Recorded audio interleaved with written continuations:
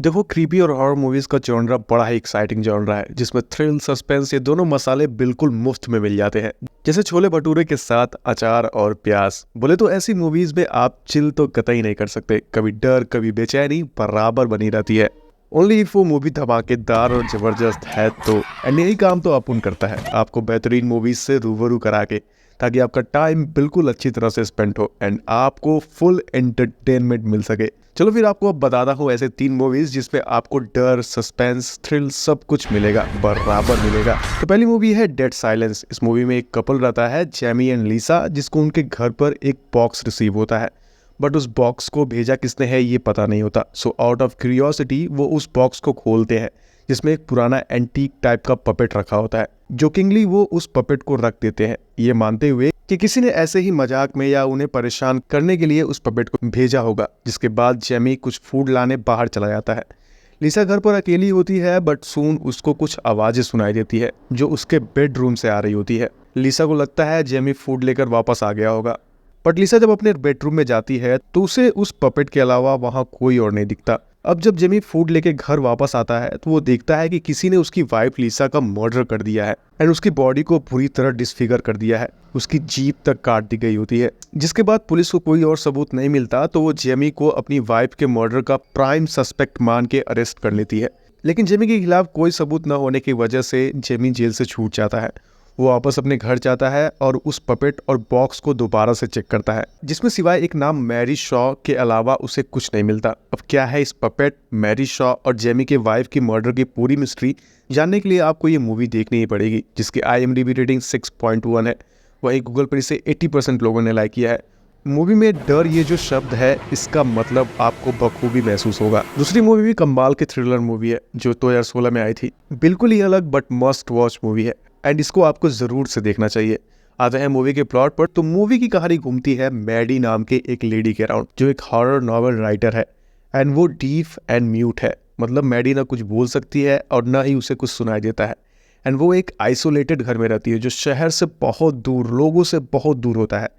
सिवाय शांति और ढेर सारे पेड़ पौधों के अलावा वहां कुछ नहीं होता। बट सून मैडी का ये स्वर्ग जैसा घर उसके लिए नर्क का ठिकाना बन जाता है जब एक नकाबपोश किलर मैडी के घर में घुस जाता है और हेल्प के सारी चीजें, लाइट से लेकर इंटरनेट कनेक्शन, सब कुछ कट कर देता है। यहाँ तक कि वो किलर मैडी का मोबाइल भी चोरी कर लेता है। अब मैडी जो ना सुन सकती है और ना ही बोल सकती है, कैसे बिना किसी हेल्प के इस खतरनाक नकाबपोश किलर से बचती है या मारी जाती है, ये जानने के लिए तो आपको ये मूवी देखनी होगी, जिसका नाम है हश, जिसका IMDb रेटिंग 6.6 है। वहीं गूगल पर इसे 83% लोगों ने लाइक किया है। मूवी आपको हिंदी में नहीं मिलेगी, लेकिन फर्क नहीं पड़ता क्योंकि इस मूवी में ऐसा समझ लो डायलॉग्स नाम मात्र के हैं। बिना किसी शोर शराबे के बनी ये हॉरर मूवी अपने आप में एक मास्टरपीस है, जिसकी हॉरर एलिमेंट ही है इसकी साइलेंस। तीसरी मूवी भी एक जबरदस्त थ्रिलर और सर्वाइवल मूवी है एंड कमाल की बात यह है कि ये आपको आराम से हिंदी में ही YouTube पर फ्री में देखने को मिल जाएगी। बात करें मूवी के प्लॉट की तो एक लेडी जेसिका, जिसके हस्बैंड ने हाल ही में सुसाइड कर लिया होता है एंड इसी इंसिडेंट से वो काफ़ी डिप्रेस्ड होती है। सो इन सब ट्रॉमा से बाहर निकलने के लिए वो अकेले ही किसी दूसरे सिटी, एक दूसरे हाउस में शिफ्ट होने के लिए निकल जाती है, हाईवेज के थ्रू अपनी कार से, ताकि वो अपनी पुरानी यादों से बाहर निकल सके। हालांकि जेसिका के पेरेंट्स उसे ऐसा करने से बार बार मना करते हैं, फिर भी वो उनकी बातें नहीं मानती। सफ़र 3-4 दिन का होता है। पहले दिन ही रास्ते में उसका एक्सीडेंट होते होते रह जाता है जब वो एक ब्लैक कार को ओवरटेक कर रही होती है। बट ओवरटेक करने के बाद वो कार जेसिका के पीछे ही पड़ जाती है, जिससे डर के जेसिका अपनी कार दूसरे रास्ते पर लेके चली जाती है। अब सफ़र में रात हो चुकी होती है तो वो एक होटल में रुकती है। अगली सुबह जेसिका उस होटल से निकल ही रही होती है, तभी उसका सामना उस ब्लैक कार वाले शख्स से होता है। वो बंदा जेसिका से उस इंसिडेंट के लिए माफ़ी मांगता है और मामला रफा दफा करता है।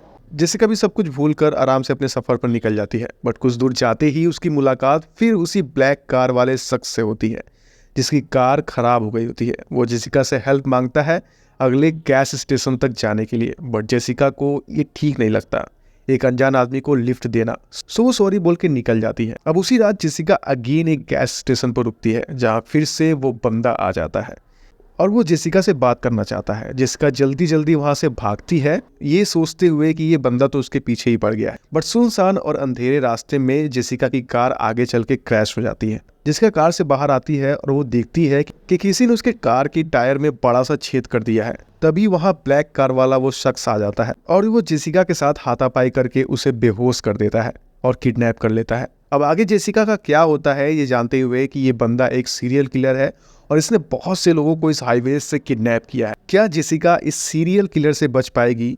ये तो आपको खुद देखना चाहिए। बाकी मूवी का नाम है अलोन, जिसकी IMDb रेटिंग 6.1 है। अगेन ये मूवी यूट्यूब पर ही फ्री में देखने को मिलेगी। चलो फिर तीनों मूवीज देखने के बाद बताना मूवीज कैसी लगी। मिलता हूँ आपसे नेक्स्ट वीडियो में, तब तक के लिए नमस्कार एंड जय हिंद।